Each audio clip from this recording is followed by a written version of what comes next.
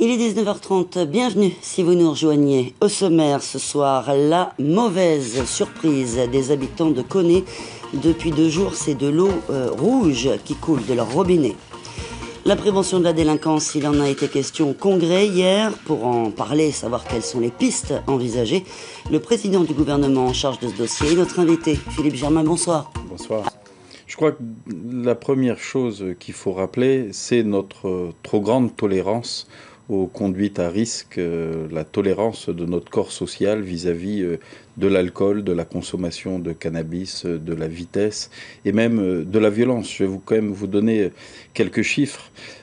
Aujourd'hui, un accident sur 2 est lié à l'alcool et 80% des accidents mortels est lié à l'alcool ou au cannabis. Une violence familiale ou une violence sexuelle, 1 sur 2 est lié à l'alcool.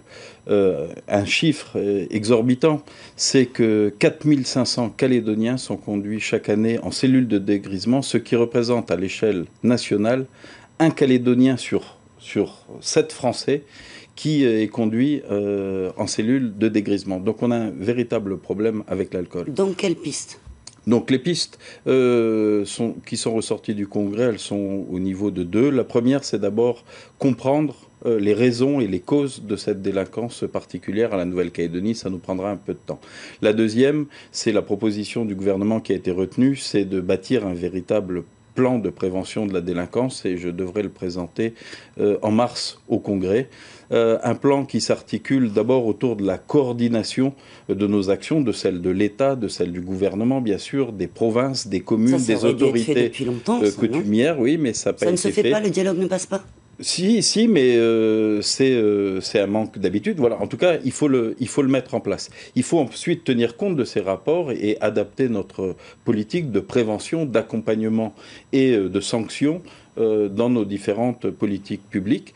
Il faut aussi, je crois, et ça a été dit dans les rapports, il faut nommer un référent par collectivité, un monsieur sécurité, dans chaque commune, dans chaque tribu, dans chaque province, au sein du gouvernement et également au sein du Haut Commissariat pour être concernés en permanence, travailler sur cette question et coordonner nos actions, ce qui permettra de mettre un conseil de sécurité, un conseil territorial de la prévention de la délinquance. Tout ça, ça servira à prévenir la délinquance juvénile, notamment, qui est en très forte augmentation. Est-ce qu'il ne faudrait pas mettre les parents devant leurs responsabilités ? Si, mais bien sûr, ça fait partie des pistes que nous travaillons. Les premières mesures qui sont prises, qui sont déjà prises par l'État, ça va être le renforcement, vous le savez, des moyens de la gendarmerie et de la police. Nous attendons dès le mois prochain 53 agents supplémentaires. C'est également la création de la brigade de la prévention de la délinquance juvénile. Pour notre part, nous sommes dans la réforme des textes sur l'alcool. Il faut augmenter l'alcool, il faut interdire la publicité et la promotion de l'alcool. Et le plan ISA, justement, s'en est où contre l'alcool ? Ce sont des mesures. Le plan d'ISA, il a été retiré du bureau du Congrès par ceux qui l'ont écrit. Mais aujourd'hui, il faut pénaliser, renforcer les sanctions pour ceux qui ne respectent pas la loi, ceux qui vendent de l'alcool aux mineurs, ceux qui vendent de l'alcool aux personnes qui sont déjà en état d'ivresse et bien sûr ceux qui vendent de manière illégalement l'alcool.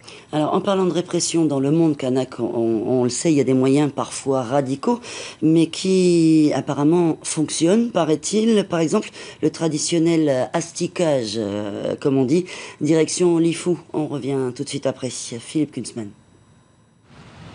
Avec ses haies fleuries, ses pelouses parfaitement tondues, ses bords de route exempts de canettes de bière, la tribu de Dozip respire la sérénité et l'ordre. Le temple et la chefferie en sont les 2 piliers. Mais derrière la carte postale, la discipline est de rigueur. La parole du chef fait autorité et les entraves aux règles de la tribu peuvent conduire au châtiment corporel que l'on nomme localement l'asticage. Tout le monde est réuni et à partir de là, le chef il est là, il pose la question et bon, chacun répond. C'est moi, un tel. Et après, c'est l'asticage. Torse nu, les fauteurs de troubles sont alors sévèrement punis. À l'aide de tricks végétales, ils subissent la correction administrée par leurs aînés. Une pratique en opposition avec les lois de la République qui a conduit certains réfractaires à quitter la tribu. La tribu de Dozip, tout le monde est d'accord. Il y a pas de... S'il y en a qui sont réticents, mais ils sont réticents dans le silence. ils ne disent pas. Ici, c'est la parole du chef qui prime au-dessus de tout. Quand le chef il dit c'est ça. Et alors, moi je te dis, le chef il dit des choses qui sont claires et nettes. Maintenant, c'est à nous de s'adapter aux règles que le chef nous a données.